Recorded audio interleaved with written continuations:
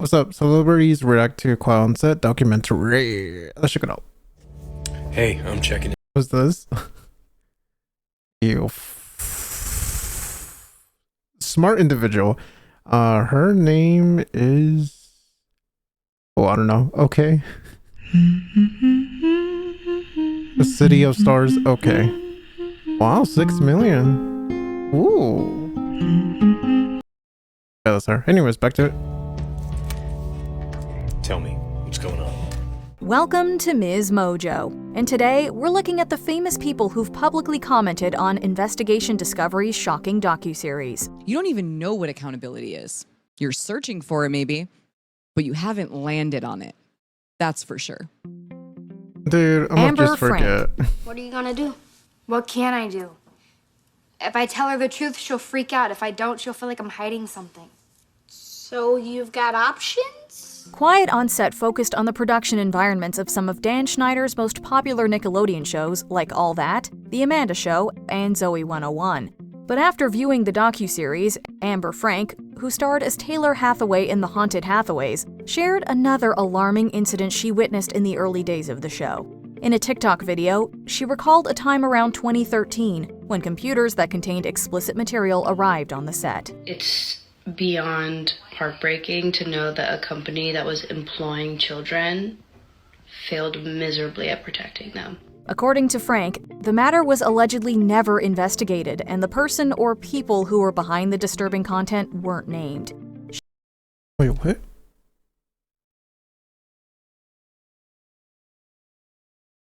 Was she?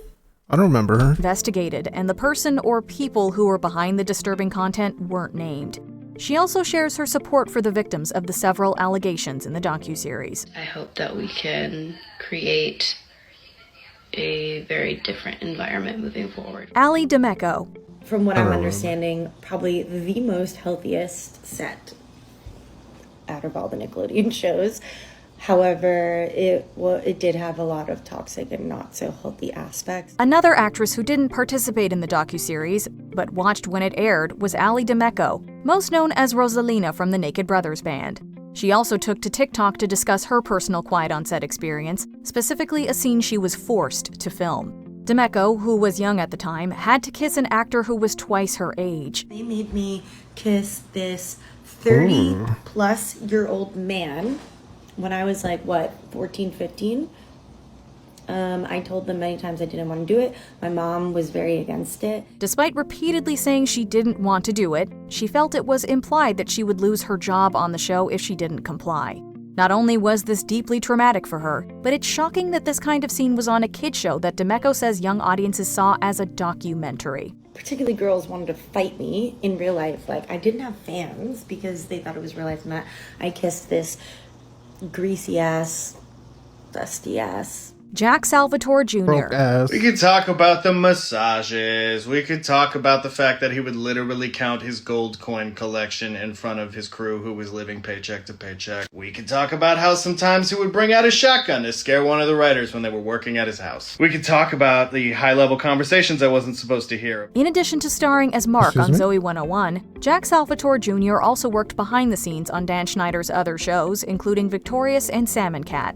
He exposed some shocking situations he witnessed involving Schneider's behavior, including a time when the producer allegedly scared a writer by pulling out a shotgun. This is an entire industry built on hope and dreams and adrenaline and wish fulfillment.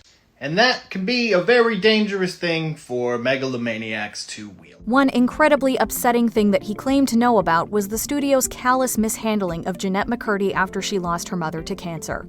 Salvatore Jr. said Nickelodeon discouraged providing the young actress with antidepressants, worrying any negative or fatal side effects could hurt their image. Funny. You're not laughing? Yeah, I'm not in a real laughy mood. Devin Werkheiser, Lindsay Shaw, and Daniel Curtis Lee. These guys.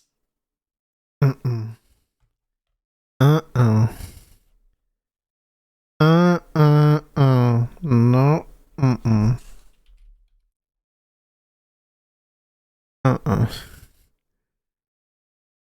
One of the most disrespectful people I have seen. Let me see. Where is it?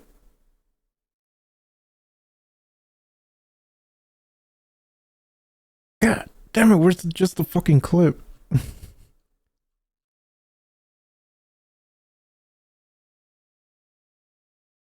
Daniel, I told you. Daniel, we told you never to speak about that. Get back in your hole, Daniel, and give me your holes. The Quiet on Set documentary has Daniel, we told you never to speak about that. Get back in your hole, Daniel, and give me your holes. The Quiet on Set documentary. They were poking fun on Drake Bell's story. Child actors. Their time on set That's seems crazy. to have markedly That's crazy to me. contrasted with the atmosphere within Schneider's realm, a distinction pointed out by Devin Werkheiser in a Dude, recent and, live oh my god, I love this show too. stream, albeit in a notably candid manner. A video excerpt from the live stream shared on social media captured Werkheiser engaging in a controversial jest towards his co-star, Daniel Curtis And then afterwards they they published a fucking apology. Lee, stating, "We told you never to speak about that. Get back in your hole, Daniel, and give me your holes." He quickly followed up with, "Sorry, we shouldn't joke about this. We really shouldn't. Listen, our set was not like that. And no, it's effing awful. The Drake Bell-ish is, like, that's crazy to hear. That is effed, man." Amid laughter, Werkheiser later remarked, Anyways. Get it. If I had just watched especially that third episode. And this is the apology. Devin Werkheiser, Lindsay Shaw, and Daniel Curtis Lee. I get it. If I had just watched especially that third episode and then watched us joking like that, You would be upset. I would be like, are they sociopaths? One of the most talked about reactions to Quiet on Set was the cast of Ned's Declassified School Survival Guide. Devin Werkheiser, Lindsay Shaw. I was thinking about the other day, a movie called Sleepover had the 16-year-old Lee girl kiss a 22-year-old man. And this is weird, man. And like, I think one of my favorite movies, Phantom of the Opera. It's the girl from Shameless. I forgot her name. The main character. I think she was like young. I think she was a minor, and she kissed this dude right here, Jared Butler. Shaw and Daniel Curtis Lee. In a live TikTok made before they allegedly even watched the series, Werkheiser and Lee appeared to joke about Drake Bell's allegations of abuse by dialogue coach Brian Peck. We shouldn't joke about this. We really shouldn't. This is awful. Why are we doing this? Because this is about us. Bell responded to their offensive remarks by calling them, quote, D-classless. After actually watching the docuseries, Werkheiser posted, So sorry to Drake, got it, I hurt you. Was being an idiot today, no way around it. I feel horrible that my dumbass was even speaking about this without seeing it. I watched Quiet on Set tonight and I'm horrified by the gravity of what Drake and others shared. Truly heartbroken about what my fellow actors went through. I can't believe they weren't protected. I'm sorry for compounding any hurts. did an apology. In an episode of their podcast, Ned's Declassified Podcast Survival Guide, Lee and Shaw also condemned their behavior and apologized. The trio stated that they briefly worked with Brian Peck and remember seeing that he was arrested in 2003. I hate that this happened. I hate that, we compounded any trauma around this situation that means so much to each of us. And, I am sorry. Alexa Nicholas. I don't know, man. 17 years for today. Long before Quiet on Set, Alexa Nicholas was one of the most vocal former child stars speaking out against Nickelodeon and their practices. The Zoe 101 star was featured in the docuseries and has continued to highlight the horror stories of others who've shared their traumatic experiences and reactions to the docuseries. She also had a lot to say about Dan Schneider's apology video. He's a mean guy. And now... Oh, yeah, I thought that was just a random YouTuber. Their traumatic experiences and reactions to the docuseries. She also had a lot to say about Dan Schneider's apology video. Yo, where I He's go? a mean guy.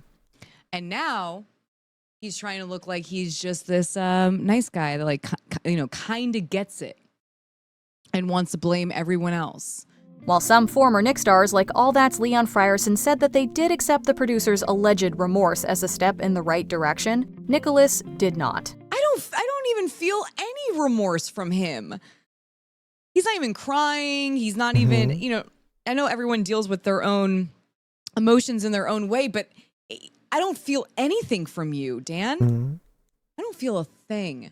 Before we continue, be sure to subscribe to our channel and ring the bell to get notified about our latest videos. Drums. You have the option to be notified for occasional videos or all of them. If you're on your phone, make sure you go into your settings and switch on notifications. Josh Peck and Nancy Sullivan. Could you excuse us? Oh, the major one.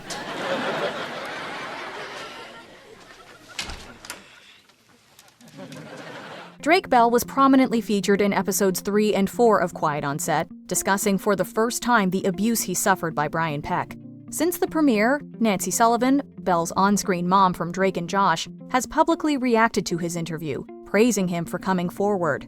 But Bell had to post about his other co-star Josh Peck in response to people condemning him for not publicly speaking out immediately. Bell said that he'd already reached out and spoken to him privately. It's been very sensitive. But he has reached out to.